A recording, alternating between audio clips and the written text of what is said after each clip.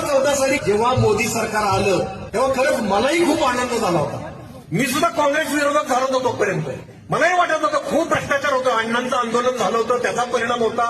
नाही आता मोदी आले पाहिजे, अच्छे दिन येणार असं वाटायला लागलं. 100 दिवसात काळा पैसा परत आणणार म्हटले ते, प्रत्येकाच्या खात्यावर 15-15 लाख येणार. म्हणजे काही नाही झालं तरी चालेल, एक पायरी जरी आपण आत्ता आहोत त्यापेक्षा वर गेलो तरी बस.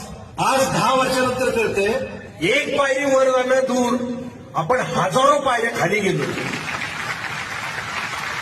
स्वातंत्र्यानंतरच्या सगळ्यात भयानक परिस्थितीत आपण आहोत. अत्यंत नीच घृणास्पद राजकारण चाललंय. तुमच्या खिशातला पैसा रोज लुटतायत ते. शेतकऱ्याला सध्या तुमच्या खात्यात 2,000 टाकले, आपण खुश व्हायचं? भिकारी आहे का आपण? अरे आपलाच पैसा आहे तो. आपल्याला युरिया आपल्या खतं मिळत होती 2014 साली 400-450 एक पोतं मिळायचं. एमआरपी होती 499 रुपये. आज तेच पोतं 1250 ला मिळतंय.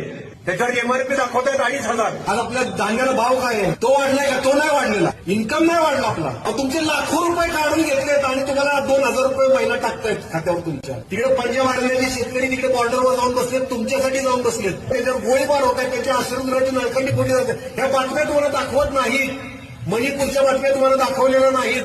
आपल्या भगिनींना निर्वस्त्र करून फिरवले. महिला सबलीकरणाचं सगळ्यात मोठं उदाहरण कुठलं तर महिला कुस्ती खेळायला लागल्या, पुरुषांच्या बरोबरीच उभ्या राहिल्या.